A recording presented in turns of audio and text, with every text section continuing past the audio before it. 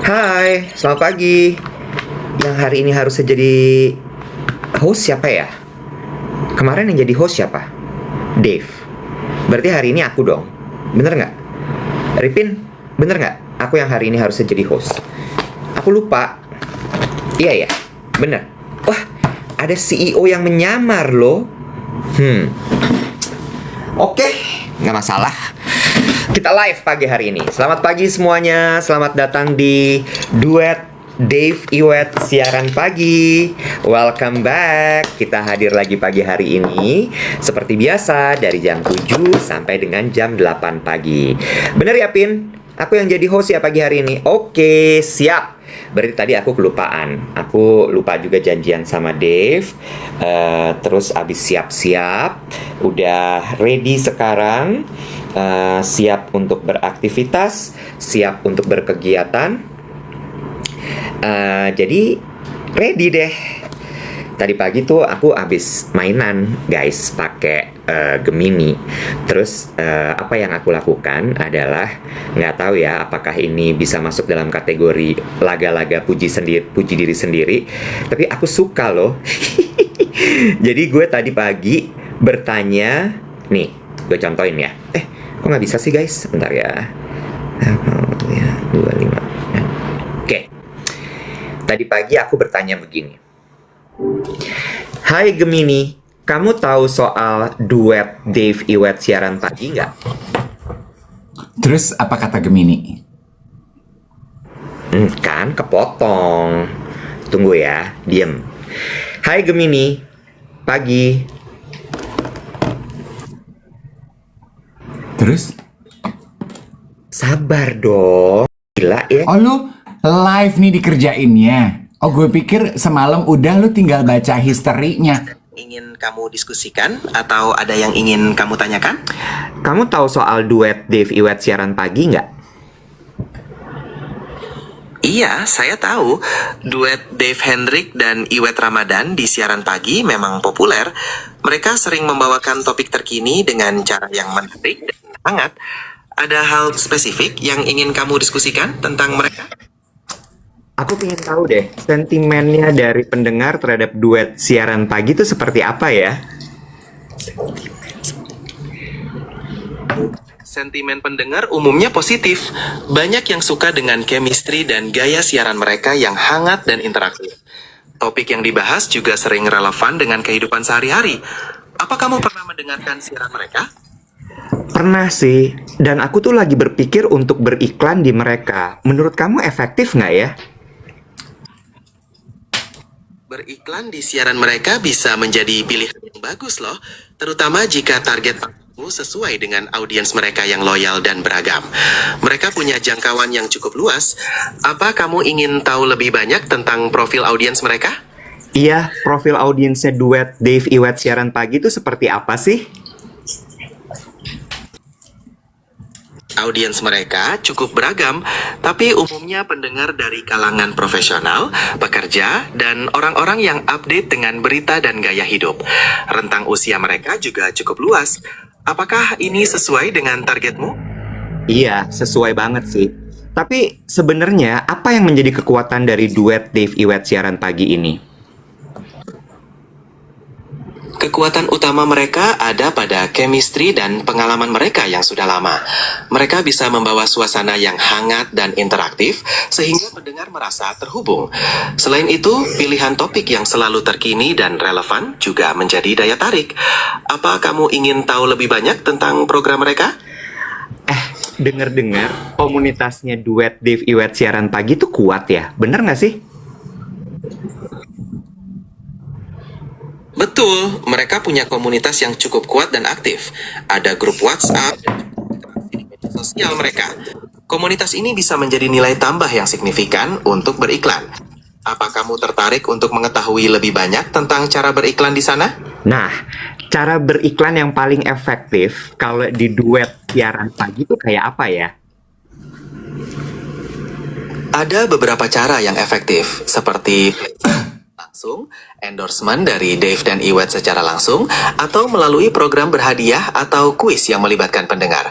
Pilihan tergantung pada tujuan iklanmu dan budget yang tersedia. Mau tahu lebih rinci tentang salah satunya? Boleh coba dirincikan. Placement iklan langsung berarti iklanmu akan diputar selama siaran mereka, bisa dalam bentuk audio atau jingle. Kalau endorsement, Dave dan Iwet akan secara langsung merekomendasikan atau membicarakan produkmu yang biasanya lebih persuasif. Sementara program berhadiah atau kuis bisa meningkatkan interaksi dan kesadaran merek. Apakah ada yang ingin kamu pertimbangkan lebih lanjut? Kalau Adlibs, efektif nggak di duet siaran pagi? Aduh, Bo. Adlibs sangat efektif karena terasa lebih natural dan personal dari Dave dan Iwet, sehingga bisa membangun kepercayaan pendengar yang lebih baik. Pesan iklan jadi tersampaikan dengan cara yang halus dan tidak terlalu terang-terangan. Apakah kamu tertarik untuk mencoba format ini? Menarik ya untuk beriklan di duet Dave Iwet siaran pagi ini.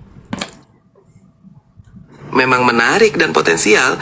Apakah kamu ingin mulai mendiskusikan detail placement atau endorsement? Oke, seperti apa detail placement atau endorsementnya menurut kamu?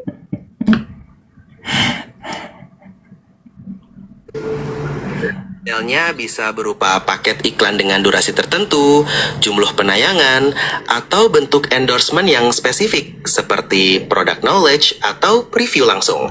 Untuk detail harga dan jenis yang paling cocok, sebaiknya kita diskusikan lebih lanjut untuk menyesuaikan kebutuhan. Ada yang ingin kamu pertimbangkan dulu? Berarti frekuensi tuh penting ya, jangan cuman one time. Tepat sekali, frekuensi yang konsisten membangun kesadaran merek dan kepercayaan pendengar. Jadi, untuk menghasilkan hasil yang efektif, disarankan untuk memilih paket dengan durasi yang berkelanjutan.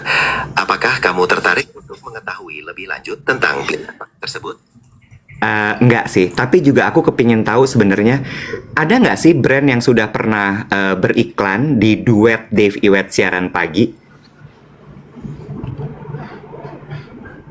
Meskipun saya tidak memiliki informasi terkini tentang brand yang spesifik, namun melihat jangkauan dan komunitas mereka, kemungkinan besar berbagai jenis brand sudah pernah berkolaborasi. Apa kamu ingin menargetkan brand tertentu? Kalau bank, kira-kira efektif nggak beriklan di duet siaran pagi? Menurut saya, efektif sekali. Audiens mereka kan banyak dari kalangan profesional dan pekerja, yang tentunya memiliki kebutuhan akan produk perbankan. Pesan iklan bisa disampaikan melalui endorsement atau placement langsung untuk meningkatkan kesadaran merek dan kepercayaan. Apakah kamu tertarik untuk mengetahui jenis produk perbankan yang cocok? Apa contohnya produk perbankan yang cocok? Contohnya bisa produk investasi seperti reksadana, tabungan berencana, atau kredit pemilikan rumah atau kendaraan yang relevan dengan kebutuhan pendengar di pagi hari. Apakah ada jenis produk tertentu yang ingin kamu fokuskan? Saya ingin tahu lebih detail soal Dave Hendrik. Hah, kok gue? Dave Hendrik adalah seorang aktor, pembawa acara, penulis, editor majalah mode, jurnalis mode, dan penyiar radio Indonesia. Ia lahir pada 13 Agustus 1977. Dave dikenal karena gaya bicaranya yang unik dan hangat, serta pengalamannya yang luas di dunia hiburan. Ada hal spesifik lagi yang ingin kamu ketahui? Gimana kak, menurut kamu? Lu udah briefing ya si Gemini? Kagak gue briefing, demi Allah. Bokek gue sampai gue briefing. Tadi ada yang bilang gini, ini ceritanya live rate card ya. Gini kak, kita tuh sebagai marketer harus kreatif kak dalam mengiklankan produk kita ya. Daripada kita ya hawur-hawur ngomong memuji diri sendiri, kita minta tolong sama Gemini, bisa nggak Gemini merekomendasikan kita? Gitu hasilnya kak. Ya saya kan gimana? Bener. Pinter. Jatuhnya kalau misalnya kita mempromosikan sendiri produk kita kan jatuhnya ria kak. Bener nggak? Ain ya jatuhnya ya, Ain ya. Ain Kak, Ain. jangan ya. Kan sementara kita belum punya testimoni itu kan, ya nggak ya? Mm-mm. Testimoni dari pengiklan kan. Jadi kita tanya Gemini Kak, gitu. Tadi gue tanya pagi sama Gemini, gimana sih sebenarnya jangkauan viewers dan juga reach dari program Duet Dave Iwet siaran pagi? Dia bilang jangkauannya bagus, dia bilang gitu. Perlu nggak kira-kira? Gue tanya, berapa ya jangkauannya mereka? Terus dia bilang ini, wah kalau data itu data internal mereka, katanya gitu.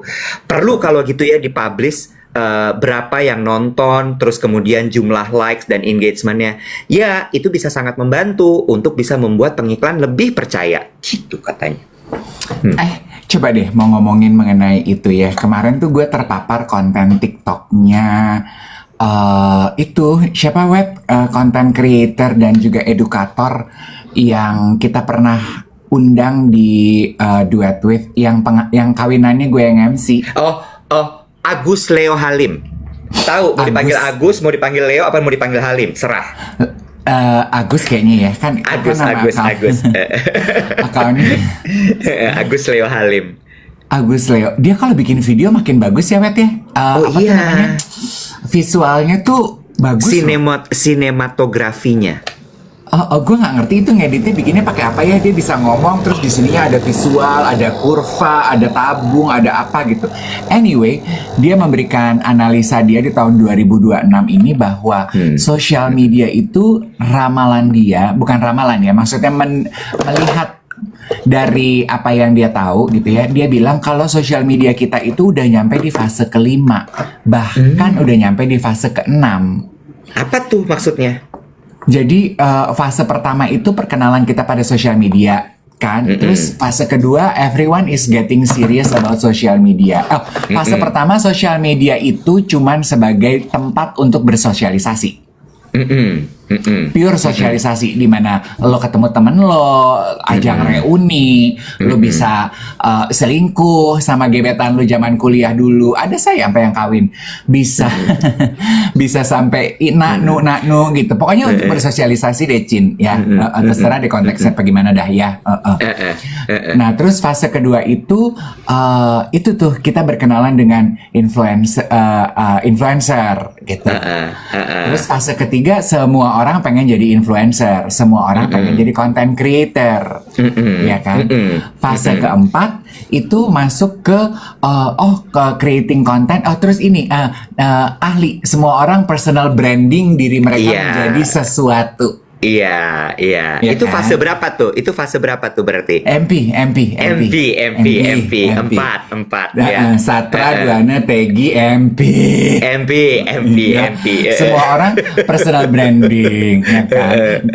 Psikolog, ahli pensil, ahli kembang, ahli violin, life coach, ahli batik. ahli batik, ya kan? Iya, kan? Ahli rumah tangga, padahal rumah tangga juga baru 5 tahun. Ya kan? Nggak boleh gitu. Hey. Loh, ini contoh, jangan tersinggung. Nggak nyinyir, nggak boleh nyinyir. Enggak. Oke. Aku tarik, take it back. Aku ucapkan dengan nada lebih lembut ya. Coba. Ahli rumah tangga dengan pengalaman yang sudah mumpuni 5 tahun panjang. Stop sampai di situ. Dah, lanjut. Ahli panci dengan kemampuan masak yang Nggak bisa, nggak kuat dia. Nggak bisa. Kalau nggak ada julidnya nggak bisa. Gue tuh sampai bingung, tau gak lo, sosial media gue tuh algoritmanya isinya ahli semua. Yang nggak ahli pada kemana? Apakah udah di bumi hanguskan? Mendadak semua orang jadi ahli. Gue bingung loh. Kan lu soalnya emang gila-gila life lesson, school of life. Jadi lu belajar, terus akhirnya sama algoritma dikasihnya expert itu. Ya kan? Kenapa? Biar tangan gue gak ngonek, Bo. Biar ada sangkutannya, yes. Begini kan ngonek banget deh saya. Iya. Terus udah gitu, fase keempat semua menjadi ahli. Bener. Fase kelima, ini maaf kalau ada yang tersinggung. Ini kan ilmu ya. Don't take it personally lah, darling. Kayak orang tua aja dikit-dikit tersinggung. Fase kelima, teorinya Agus Leo bilang the death of influencer. Itu kan udah banyak dibahas tuh. Iya, Ya kan? betul. Nah, karena orang udah mulai jenuh, kayak udah mulai nggak bisa udah mulai jenuh dengan iklan berselubung halus yang sebenarnya ketara dan keciri. Orang udah nggak mau yang gitu, dikibulin, dibodoh-bodohin begitu, udah nggak pengen yang gitu. Maka hadirlah dan masuklah ke fase ke-6. Nah, fase ke-6 itu community, kata Agus. Itu kan sebetulnya di awal 2025 Agus udah cerita di Duet Tweet. Iya, betul. Benar. Iya kan? Gue dibahas dan Benar. kolom komentarnya tuh rame ya Iwat ya, mengenai bahwa betapa sebetulnya orang sekarang itu sudah sangat jauh lebih pandai dan lebih sensitif to differentiate yang mana sebetulnya yang iklan, mana yang review dibayar, mana yang review tulus dari hati gitu. Kayaknya audience kita, para penikmat sosial media itu udah lebih pinter, Wet. Kalau gue kan masih bodoh ya, Wet. Gue tuh kan masih suka kalau ngelihat artis gimmick gitu, terus gue suka gini, oh beneran, kan lu suka gini, bentar lagi iklan, masa sih Bu? Itu kayaknya jreng iklan gitu kan, gue suka, terus gue sakit hati, gue unfollow artisnya, itu kan gue ya, gue kan netizen. Abis kesel di unfollow. Terus semua orang ngomongin artis itu lagi, gue gini, kok gue ketinggalan berita, follow lagi, ya kan? Gitu aja gue mah. Lu tuh cetek banget ya emang ya. Simple, Gue. simple, bukan cetek, Aduh, udah simple. Simple. Iya. Simple, Iya, simple iya, San. iya. Gue mah nggak Iya. hashtag open to work, gue mah hashtag open to love ya. Gue mau bikin tuh badge di sosial media gue. I'm open to love, tapi itu bukan gimmick, itu real. Ripin, bilang Dika, tolong bikinin profile hashtag open to love ya, tolong. Bagus ide lo. Ripin, tolong bikinin dari fotonya Mas Dev, tolong dikasih lingkaran open to love ya. Bo, ngomong udah beres belum? Gue nanti ingetin ya, gue mau ngomongin soal masalah love di urban people Jakarta. Ingetin. Gede banget ini misi lo, repot. Gue ini big thinkers, big idea, big. Gue udah dikasih tahu sama Dwina sama William, kalian bahas apa kemarin di kumpul leaders. Di kumpul leaders gue overthinking loh. Gue sampai di rumah, William, gue tuh overthinking loh, gue inget-inget gitu. Gue kan gitu ya, inget ya, gue inget-inget, gue gini, yang itu kayaknya gue ngomong berlebih deh, ntar kayak podcast Andini Effendi nih, semua orang kayaknya satu dunia. Gue gini, aduh gimana ya, gue bilang, William, itu kayaknya dibuang-buangin aja deh, kayaknya gue banyak ngomong jorok. Kali kata si William, lah itu dari 0 sampai 45 menit lu ngomong jorok. Gue gitu, kurang gak ngerti nih. Kata Dwina, parah Mas, remnya belum. Iya, gue tuh gini, awalnya tuh gue gini, kan gue ada meeting jam 12. Jadi gue tuh di mobil gue udah galak dong sama manajer gue. Diingetin ya Mbak, gue bilang gitu. Berapa lama nih kita body syutingnya? 40 menit, 1 jam sampai 40 menit. 40 menit aja, jangan lama-lama. Gugup, jadi galak, ya kan? Galak. Orang gugup kan galak, ya toh.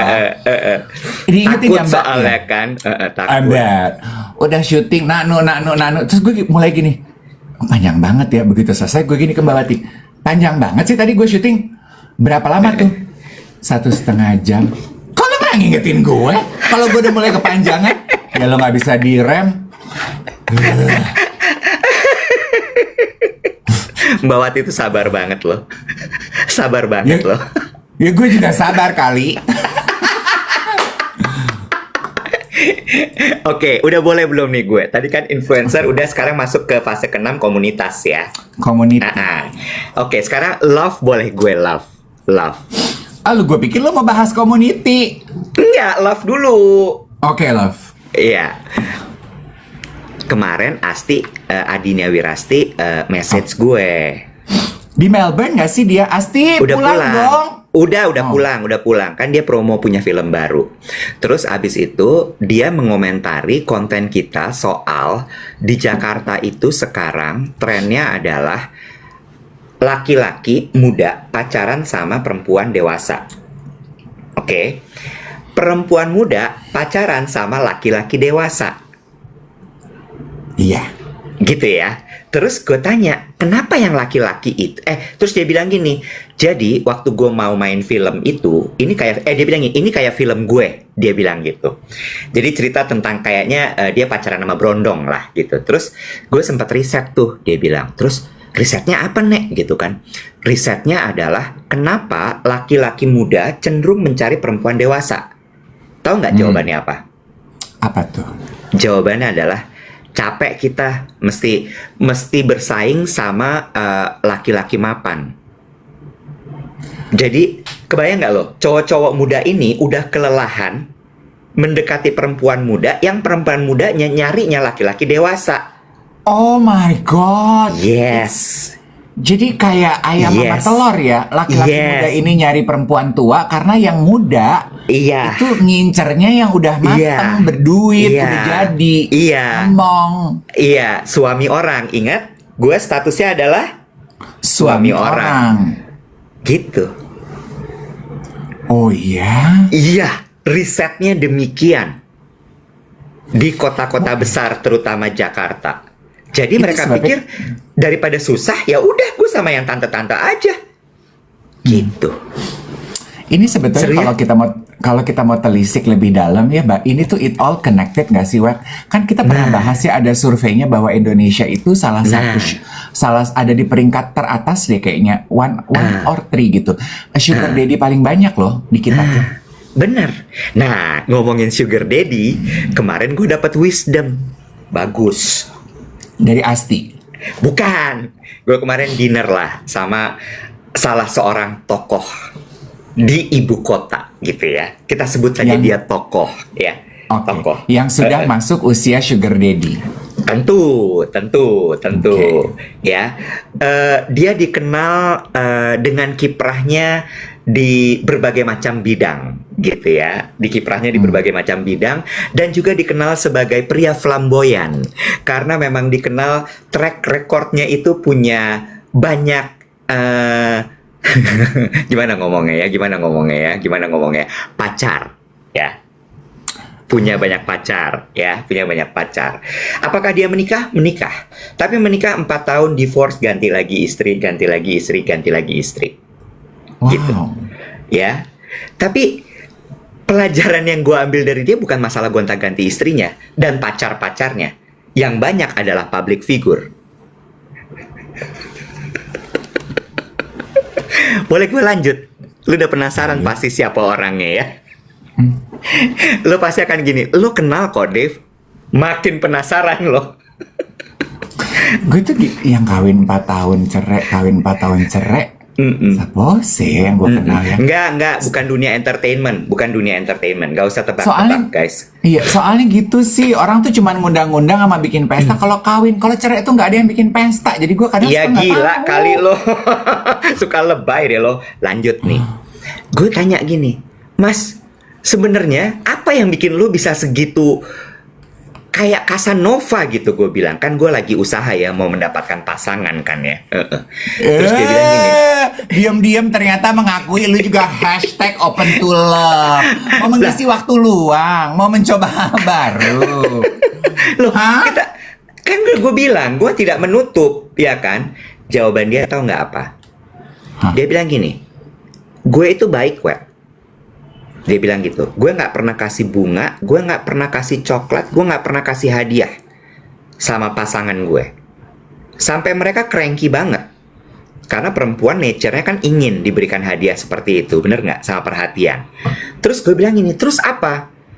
Gue mengerjakan hal detail yang membantu mereka. Kebayang nggak lo? Dan menurut gue itu kena. Hal detail tuh kayak apa sih? Hal-hal kecil yang nggak kepikir, tapi diberesin sama dia.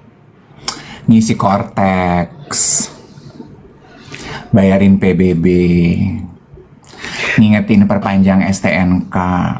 Atau bahkan langsung dibayarin STNK-nya. Aduh, aku tuh harus tugas kantor nih ke Cina meliput Louis Vuitton. Louis Vuitton ada nggak sih fashion show di Cina? Ya tahu Ada lah, gitu ada, ya. anggap ya Aduh, ada. paspor aku tuh habis loh gini. Kirim ke kantor nanti diurus sekretarisku. Kamu berangkat kapan? Itu,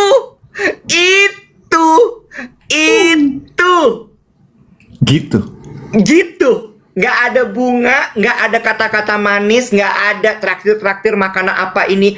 Nggak ada treatment spesial yang kayak di film-film tuh nggak sama sekali.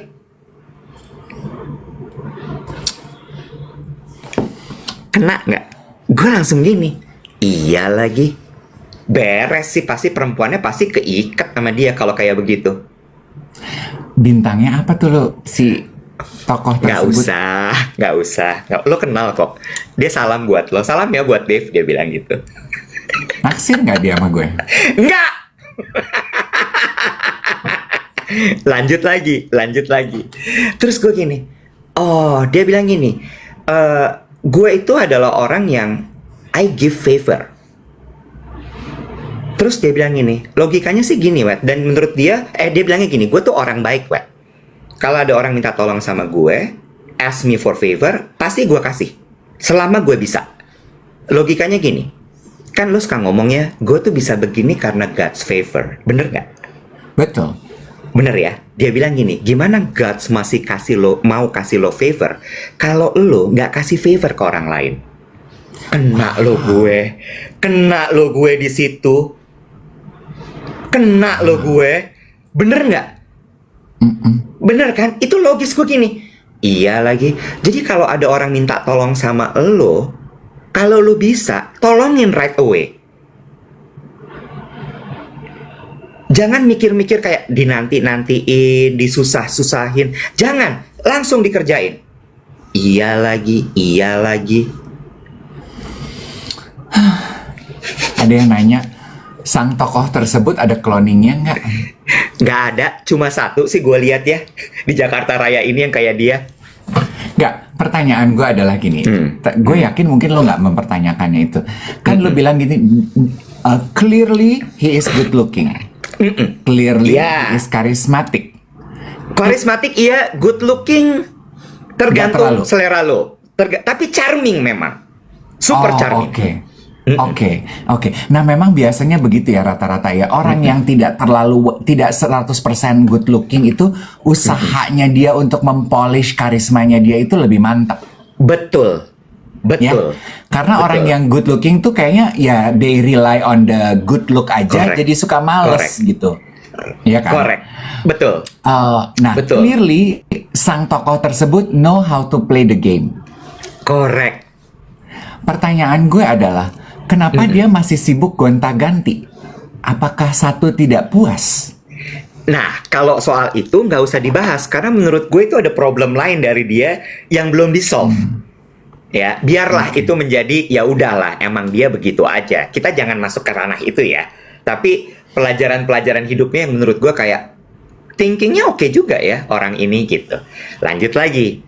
Terus dia bilang maksudnya arah pertanyaan gue adalah gini, jangan-jangan cara dia untuk memikat itu it will only work through a certain period of time, lama-lama. Jadi dia jagonya dia adalah memikat pertama gitu. Iya. Tapi maintenance tuh berarti dia nggak terlalu mungkin ya. Ya mungkin.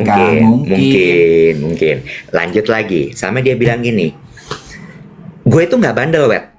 Gue bilang gini, dari mana orang lo gonta-ganti pacar begitu lo bisa ngomong gak bandel? Sorry, maksud gue gini, gue gak suka tuh karaoke-karaokean dengan LC-LC-an. Ya, itu definisi bandel. Gue gak suka tuh jajan-jajan begitu.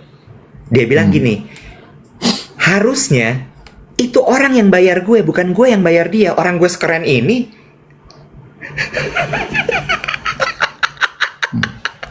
Orang tuh mau duduk sama gue, nraktir gue paling enggak. Kenapa jadi gue harus yang bayar dia? Terus gue gini, anjay. Jangan pikir narsisnya ya guys ya. Pikirnya gini, orang itu tahu persis value-nya dia.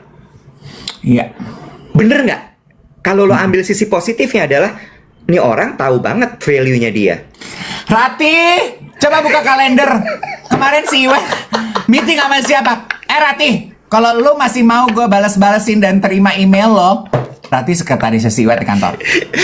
Lu buka kalendernya si Iwet, lu screenshot dari pagi sampai malam dia kemana aja dan meeting sama siapa aja. Kalau sampai lu nggak tahu, gagal pekerjaan lu di kantor, Rati.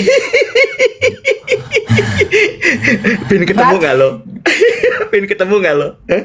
Siapa ya? Aduh, gue tuh harus tahu orangnya siapa. Jadi imajinasi gue tuh komplit. Gue takut kalau lo ketemu sama dia, lo glendot sama dia. Lo nyeret diri lo di kakinya dia. Bawa aku, Mas. Bawa aku. Gue takut aja. Perpanjang paspor aku seumur hidup, Mas. Gue khawatir lo glendot sama dia bener-bener. Gue tuh suka loh sama orang dominan. Gue tahu. Gue bisa jadi dominan dan gue bisa jadi submisif. Tapi rata-rata kayaknya gue suka jadi submisif sih. Capek jadi dominan. Gue tahu. Biasanya orang-orang yang terlihat dominan di luar tuh di rumah submisif banget. Iya. Ya. Ya. Ya. Gitu deh. Menarik ya pertemuan gue kemarin. Wait, stop. Iya. Orang-orang yang terlihat dominan di luar di rumah tuh submisif banget. Lu juga dong.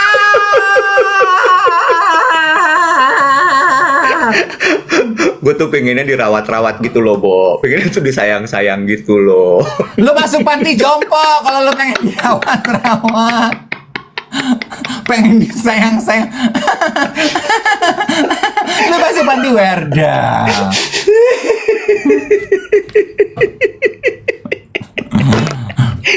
Aduh, gue khawatir tapi karena lu kenal orangnya. Oke, ini gue udah mulai tahu deh. Iya, teman kita pernah pacaran sama dia. Oke, ini gue udah mulai tahu deh. Awas lu keceplosannya, gue gampar lo sampai keceplosan. Oh, gue tahu. Gampar ya lo, awas ya. Gue nangis.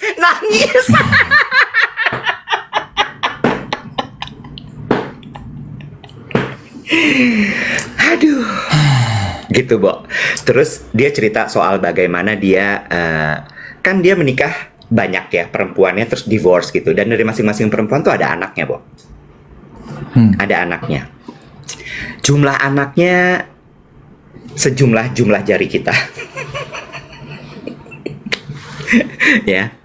Terus dia bilang gini, anak-anaknya itu kan lagi tumbuh menjadi manusia dewasa dan ada beberapa yang remaja. Gitu. Terus dia bilang gini, dia ceritalah bahwa anak-anaknya itu dari beda-beda ibu nih sangat akrab sekali. Akrabnya tuh akrab banget. Akrab banget, bener akrab banget. Terus kok bisa kayak gitu dan hubungannya sama dia itu juga dekat gitu. Hubungannya sama dekat. Terus dia cerita, iya bahkan ibunya mereka tuh suka diblok sama anak-anak ini. Hah? Kalau teleponnya tuh suka diblok. Diblok. Terus sementara kalau dia enggak, bahkan ibu-ibunya tuh bisa yang nelpon dia itu bilangin sama si ini, dia mesti pulang gini. Telepon saya diblok gitu. Terus dia gini, dia telepon anaknya, kamu di mana? Dijawab, di sini, begini, begitu. Oh, ya udah mau pulang jam berapa gitu. Mau pulang jam segini, ya udah pulang ya. Itu ibu kamu nyariin gitu. Oke. Terus pelajarannya apa? Pelajarannya ini nyambung sama obrolan kita kemarin soal anak-anak tuh capek dinasehatin. Dia bilang gini, anak tuh jangan dinasehatin. Anak tuh ditemenin. Tapi lu yang punya marking batasan-batasan. Ya, contoh nih misalnya gini. Tuh anak lagi kuliah. Dia mau mabok, dia mau disco, dia mau apa, biarin. Selama kuliahnya beres. Tandanya gimana? Kan ada markingnya semester 1, semester 2, semester 3, semester 4. Sama lihat nilainya. Begitu nilainya berantakan, nah lu ngapain? Begitu nanti mundur, baru nanti dia gini. Nah, nih kan, skripsinya mundur, kamu ngapain? gitu. Hmm. Kebayang ya? Terus gue cuman gini, oh iya juga ya. Jadi emang anak tuh harus diajak ngobrol, sampai dia bilang, anak gue tuh kalau pacaran bisa di samping gue, ngobrol di telepon gitu. Dia nggak risih, enggak. Karena gue nggak rewel, nggak yang siapa sih, ngapain sih, gitu-gitu. Oke, ini biasa kan kalau di TV-TV itu suka ada pesan layanan masyarakat ya, PSA gitu ya. Kan lu bilang, anak gue kalau pacaran bisa di samping gue. Jangan dibalik ya orang tua, jangan kalimatnya, gue kalau pacaran bisa di samping anak gue. Nggak gitu ya, gue tahu pacar lo seumur anak lo dan mereka bisa temenan. Nggak gitu ya. Iya, oke. Jangan dibalik ya. Udah, gitu, Bo. Terus gue cuman gini, wow, menarik juga bapak ini. Ya, Ya betul. Sebetulnya sih yang dia lakukan tuh menurut gue adalah two things that pop up to my mind. Bahwa dia pasti businessman yang sangat tactical dan practical ya. Karena I see the way he manage his love life, his personal life itu kayak dia manage bisnis aja. practical, very practical. Iya, pun demikian ke parenting skill-nya dia. Two things yang pop up to my mind, satu adalah I bet at night he is still very lonely. Itu satu. Dua, itu asumsi. Dua adalah itu adalah gaya parenting yang cukup santai ya. Hearing the stories gitu ya, tentu lu udah bisa pikirkan bahwa gue tuh tidak di raise up dengan gaya parenting yang sesantai itu. My parents memberikan tanggung jawab, tapi mereka sama sekali tidak santai. Santai is not in our gene. Gue tuh, papi gue kalau gue terlambat pulang les atau pulang main, dia berdiri di depan komplek nungguin aja. Nggak nelfon, nggak kirim pager, dia berdiri aja. Mau hujan, badai bandang, dia berdiri. Kan kita sebagai anak kayak perang mental ya, Wet. Begitu lu turun dari angkot ngelihat bapak lo di situ, gue tuh gini, anjrit, dari jam berapa nih dia berdiri di situ? Iya, Gitu iya. kan, sama sekali nggak santai. Sementara gue punya temen ya, yang orang tuanya tuh more or less kayak tokoh lo itu. Dia tuh begitu udah masuk usia remaja, kan usia remaja itu usianya eksplorasi ya. Kasarnya dia itu diberikan quote unquote kesempatan untuk nakal. Jadi dia di-encourage untuk lu keluar rumah, jangan cuma di dalam rumah aja, sana main, dikasih kewajiban, tetapi juga diberitahu resikonya. Dikasih kunci pintu rumah depan saat masuk usia 17. Boleh pulang malam, tapi kalau lu mau, kan pulang malam anak ABG tuh ngapain sih? Lu mau minum, mau ngapain, terserah. Lu boleh pulang malam, tapi jangan bikin repot gue. Benar. Kalau mau pulang tengah malam, lu pulang, gue kebangun. Pulang subuh, pas gue bangun. Jadi lu pulang, kita ketemunya pagi-pagi. Ya aku nggak bisa ngantuk. Jangan pulang malam berarti. Ya lu sendiri yang ukur.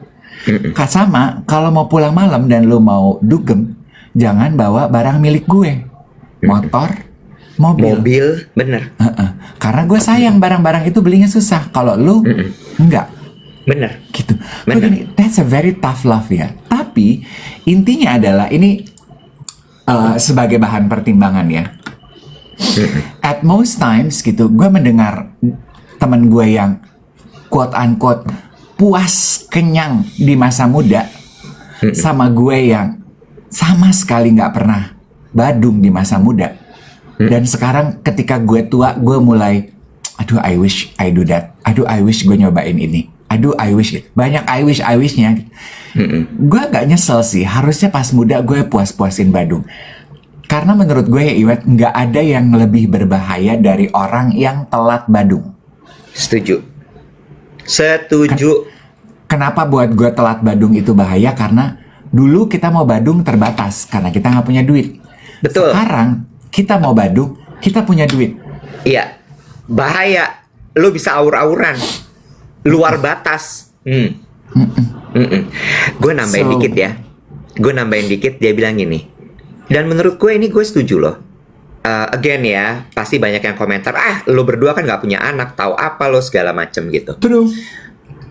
Tapi gini, dia bilang gini, anak itu kalau terlalu lo rewelin, terlalu lo galakin, dia akan belajar jadi anak yang berbohong.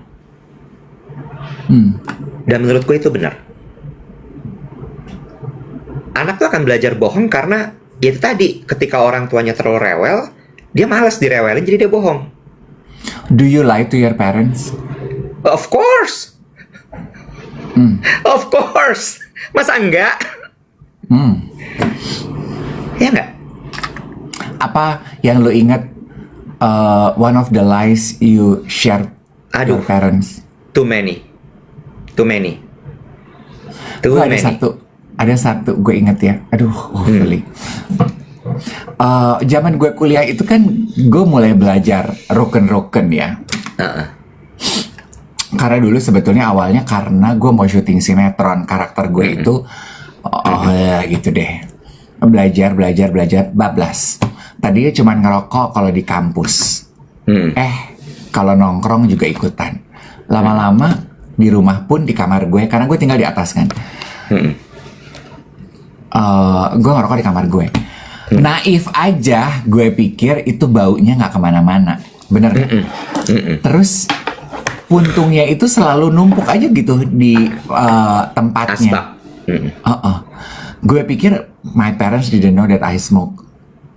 But one time gue pulang kuliah, asbak gue udah dibersihin, ditaruh kembali di tempatnya. Terus gue gini, damn, berarti selama ini they know that I lie to them. I secretly smoke in my room. Gue gini,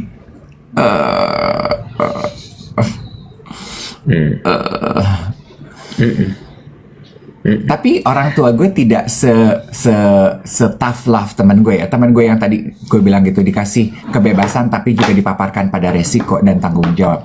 Kayak contohnya, karena cowok kan gitu. Kalau lo bergaul dan lo menghamili anak orang gitu, jangan telepon ke rumah, lo urus aja sendiri. Lo ada tanggung jawab. Kalau lo narkocoy, itu pilihan lo. Terus lo akhirnya di penjara, ditangkap polela, jangan telepon gue, ya lo masuk penjara aja sendiri.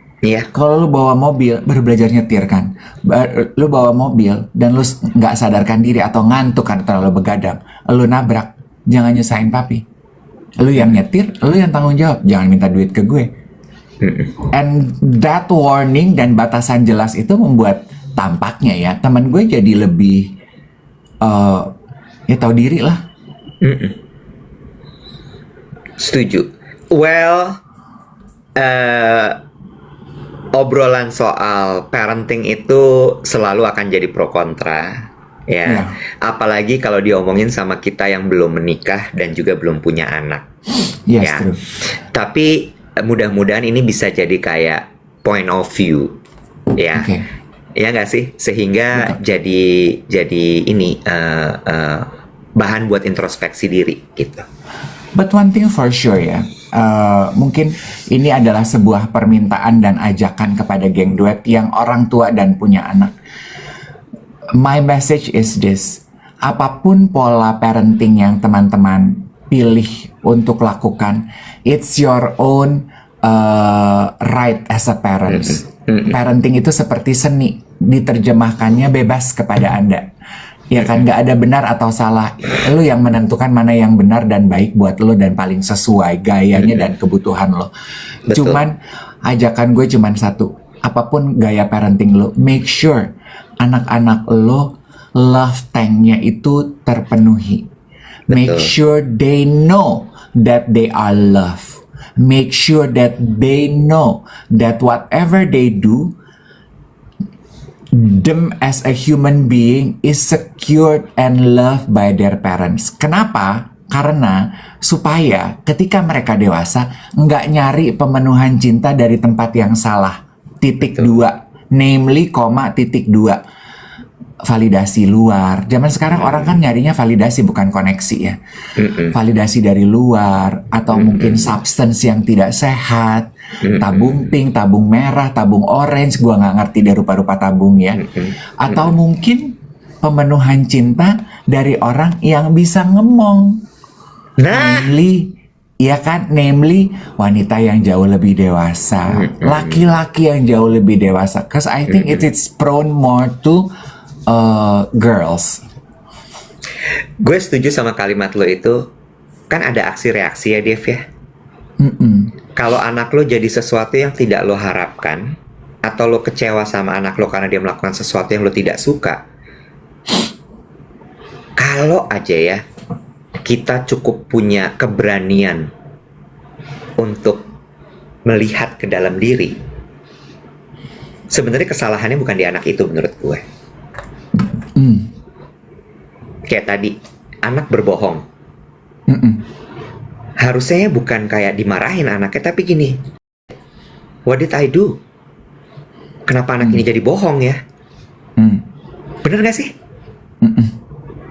Tapi kita kan sebagai orang dewasa kadang-kadang punya ego yang terlalu besar dan tidak mengakui bahwa gue salah nih. Bener gak sih? Betul. Ada satu episode podcast terbaru Oprah, dia ngobrol sama life coach dan penulis buku. Penulis ini lagi mempromosikan buku terbarunya, namanya Iyana gitu ya. Terus ada tamunya situ membahas. Jadi long time ago Oprah bersama narasumber ini pernah membahas and coin the terminology fatherless daughter. Jadi anak perempuan yang tumbuh tanpa kehadiran sosok ayah. And it's quite challenging loh mentally untuk fatherless daughter ini. Itu yang gue ingetin kepada adik-adik gue gitu ya. Yang aktif itu jangan cuman ibu di rumah yang mendekati dan memeluk, menyelimuti anak-anak dengan cinta kasih dan tanggung jawab gitu. Bapak tuh zaman sekarang, di tengah tantangan zaman sekarang ini, you need to be active gitu. You need to be present physically and emotionally in your kids' life, especially in your daughter's life gitu. Biar dia kenal cinta pertamanya dia itu dari bapaknya, Bo. Kan banyak tuh konten yang bilang gitu ya, tapi akhirnya dijadiin bercandaan, dan gue agak nggak setuju sih gitu. Bercandaannya nanti abis ini gue bahas. Kayak bapak-bapak yang bikin konten sama anak perempuannya, memberikan treatment terbaik. Terus kan kontennya, message-nya adalah biar anak perempuan gue tahu standar cintanya dia itu setinggi ini, sehingga ketika dia ketemu laki-laki, kalau dia tidak memberikan bar paling tingginya tuh segini, jadi dia nggak akan terima kalau laki-laki itu hanya kasih segini gitu. No gitu, bar gue yang gue terima dari bapak gue segini. Cuman jadi ada satu konten yang went viral dan backlash gitu. Ada satu milioner, pokoknya orang kaya banget lah gitu, yang barnya itu kayak harus terbang private jet, harus ini, harus gitu, duniawi, terus backlash gitu. Tapi menurut aku the message is still essential gitu. True. On a lighter note, tanggal 5 Februari hari ini. Hari ini tanggal 5 Februari ada sesuatu yang spesial. Ada yang baru.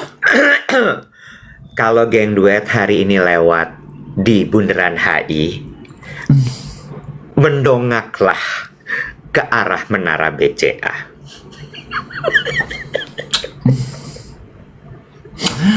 Ada poster muka duet.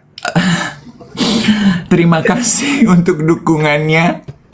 Geng duet tersayang 4,5, kadang 5,0, kadang 3,8 yang hadir di streaming TikTok Senin sampai Jumat dari tahun 2023. Di YouTube kita yang kadang hidup, kadang mati koma, kadang mati suri, kadang mati Hilda. Di tengah-tengah konsistensi konten kita di Instagram yang kadang adin, kadang gak adin, untung Hana masih semangat bikin konten. Kalau Dev sama Iwet mah, aduh, capung. Di tengah-tengah sibuknya kehidupan kita mengais rezeki, masih pengen bikin konten di Spotify. Ya udah deh, dicoba aja. Tapi dukungan teman-teman geng duet luar biasa. Jadi kalau lewat Menara BCA hari ini sampai nanti menjelang tanggal 14 Februari, difoto ya teman-teman, di videoin juga boleh ya. Ada wajah kami di sana. Ya, ada wajah kami di sana. Tahu kan videotronnya Menara BCA yang gede banget itu, guys? Tahu nggak? Dan konon katanya nggak cuma di Menara BCA loh, Dave. Iya. Di 3 titik ya. Iya, di mana lagi ya? Pramuka juga ada katanya ya. Lah, gimana sih lo? Nggak tahu gue. Oh tuh Ripin bunyi. Di Rawamangun sama Pluit juga ada. Pluit, ya ampun, temanggung akiku di Pluit, say. Harusnya tuh si hashtag open to work adanya di Pluit, say. Materinya, say. Ya, itu target market, say. Target market, say. Gue kayaknya pindah deh, say. Gue mah sekarang udah nggak mau pacaran sama Tiko, dah. Gue mah pengen nyoba new market. New market, yes. Olahraga kayaknya di pick 2 deh. Pick 2. Yuk, mau nggak coba? Yuk. Udah pengen nyobain. Iya, banyak pengen loh. Nyobain. Koko si pitung gitu, say. Aduh, udah pengen nyobain, say. Banyak butik-butik gym gitu, say. Katanya, say, di sana, say. Latihan-latihan high rocks apalagi gimana gitu. Gimana, say? Iya, aduh, saya pengen deh. Pindah kali ya, kita cari apartemen kali, saya di barat, say. Becky kayaknya punya, mau disewa tuh, say. Saint Moritz gimana, say? Ya gak usah begitu, gue nyewa aja punya si Doni Lim, pusing amat. Nah, sama Becky kan juga mau sewa temanggung kita juga, bener nggak? Ya kan kalau Doni Lim mah bayarnya bisa tarsok. Ya Allah.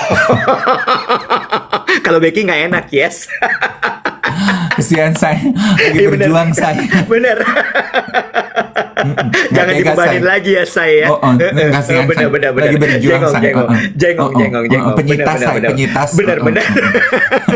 Oke, jadi balik lagi yang lewat Rawamangun, Pluit, Menara BCA ini apa namanya sudah hadir, sekaligus juga anjir, ada yang jualan. Ada yang jualan langsung. Cindo TikTok. Saya DM, saya. Parah lu. Mure. Udah lulus TOEFL belum? Boleh kita kembali lagi kepada fokus informasi kita. Ya. Ada apa sebenarnya sampai ada iklan kita di Videotron? Jadi sekalian kita mau ingatkan sekali lagi, kalau tanggal 14 Februari Duet punya event offline bisa menampung sampai dengan 500 orang di Sahid. Judul acaranya itu Stage of Mind, 14 Februari 2026. Tiket akan dijual mulai tanggal 6 Februari melalui loket.com. Jadi 6 Februari silahkan digeruduk geng Duet di loket.com. Oke, link pembelian akan di-drop di semua akun-akun sosial media Duet yang nggak terlalu banyak juga sih. Kesannya semua kita punya semua ya. Harga tiket dan benefitnya berbeda-beda ya, geng Duet. Karena ini acara besar, productionnya juga besar, jadi harga tiketnya istimewa. Kita yakin geng Duet akan tetap mendukung. Berikut detail harga tiket dan benefitnya ya. Harga tiket bronze kita lepas seharga Rp500.000. Apa aja benefitnya? Akses penuh untuk menyaksikan Duet Stage of Mind. Akses penuh itu berarti kamu bisa mengikuti semua sesi. Total ada 4 kalau nggak salah ya. Kemudian akan mendapatkan insight dan perspektif dari para pembicara pilihan dan pengalaman reflektif untuk mengurus diri. Pengalaman reflektif tuh gimana? Mau dipijatin satu-satu sama si Iwet sama si Dave. Silver tiket 700.000, apa aja benefitnya? Dapat merchandise limited edition Duet, kursi ternyaman di area setelah gold, jalur registrasi khusus untuk silver, dan akses masuk ballroom khusus, jadi nggak ngantri ya. Kemudian gold tiket. Ini adalah tiket paling tinggi, harganya Rp1.000.000. Meet and greet eksklusif bersama Dave dan Iwet di akhir acara. Meet and greet diduitin, say. Zaman lagi susah, dibantu temannya, say. Kita kayak LC aja, say. Jula-juli kehadiran, say. It's okay, Beb. Ya, akhirnya ngerasain juga karir jadi LC, say. Mau meet and greet aja mesti bayar, say. Resmi udah hidup gue. Ani-ani gak ngerasain Tuhan Yesus baik. Ngerasain jadi LC. Udin dah nggak apa-apa ya. Demi mempertahankan dan bayar karyawan, say. Udah nggak ada lagi harga diri gue. Apa juga gue lakukan. Mau apa? Coffee break di akhir acara untuk golden ticket ya. Kursi terdepan dengan posisi ternyaman, jalur registrasi khusus, akses masuk ballroom khusus, kami siapkan oksigen khusus. Oh enggak, itu enggak udah ya, 1 juta. Jadi 500, 700 sama 1 juta. Yang dapat kesempatan meet and greet yang 1 juta ya di loket.com. Oke. Ya. Vesper, terima kasih. Vesper bilang gini, nah gitu harganya sesuai dengan kompetensi, semoga sold out. Dalam nama Yesus, dibantu doanya, dibantu supportnya, geng duet sekalian ya. Bocorin jangan siapa yang jadi pembicara. Bocorin jangan sayang. Bocorin. Bocorin ya. Satu Bocorin. dulu ya. Satu dulu. Biar ya. biar narasumber itu juga tahu kalau sampai lu deket-deket batalin kayak beberapa nama Ertong yang pada suka sok penting, katanya mau bantuin temennya, tapi giliran waktunya mepet. Gak boleh gitu. Di cancel. Udah biarin aja. Sebut supaya mereka punya beban untuk membatalkan. Najwa Shihab. Najwa Shihab. Ya. Kebayang nggak? Kita mau ngebahas soal hard truth. Apa Ripin? Topiknya lupa mulu gue. Hard truth that help me grow. Nah, hard truth that help me grow akan di-share oleh Najwa Shihab. Dan kita sih keinginnya cerita yang dibagi di atas panggung itu, maksudnya gini, teman-teman geng duet siapkan mental ya. Kita pengennya nggak yang manis-manis yang teman-teman dapatkan. Nggak. Biar kita sama-sama tahu dalam hidup itu kita tuh harus loh ngerasain yang pahit supaya Betul. kita bisa menghargai yang manis. Nah, Betul. narasumber di atas panggung akan menceritakan pahit-pahitnya hidup mereka yang membuat akhirnya Betul. sekarang hidup mereka tampak, kelihatan, terasa lebih manis. Iya. Kalau ada yang mau sponsorship, boleh masuk ke kamar gue nanti. Wow. Kan 1 juta tadi foto meet and greet, say. Iya nggak? Lo dalam hitungan detik lo langsung naik kelas ya dari LC Iya. jadi Ani-Ani ya, sayang. Cepet lo tuh kelas akselerasi lo. Loh, gue selalu, say. Gue tuh selalu masuk kelas akselerasi. Kalau lo sponsorship, lo masuk kamar gue. Boleh? Lah, di kamar ngapain kan kita nggak tahu, say. Ya, Iya, apa bener. mau kita diskusi brand plan? Kita mau diskusi bisnis plan? Nggak tahu, say.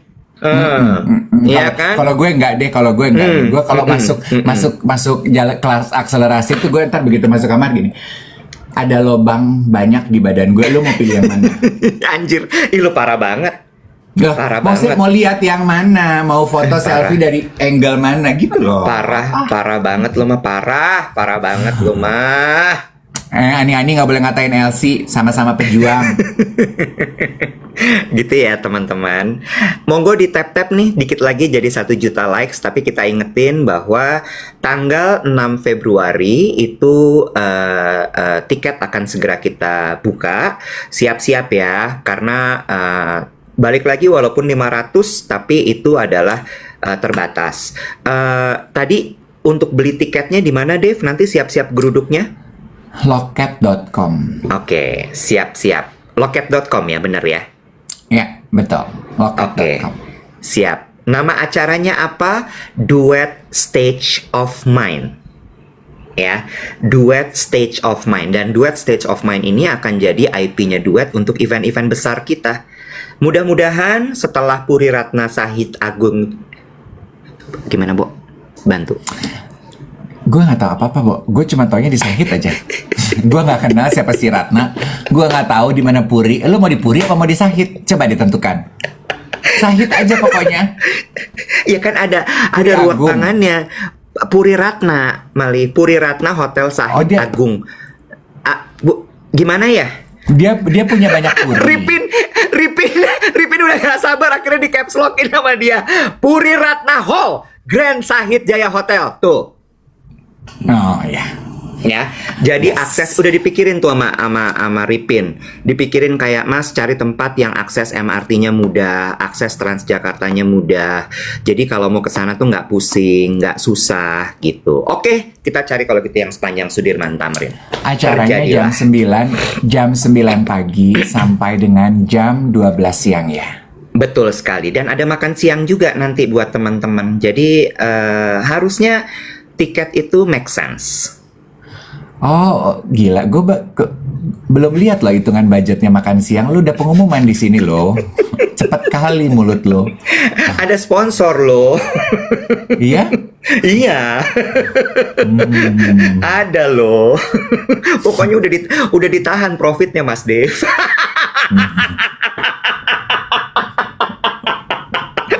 Yang membuat tiba-tiba meeting menjadi tegang. Langsung kayaknya kukut, aku pingin exit.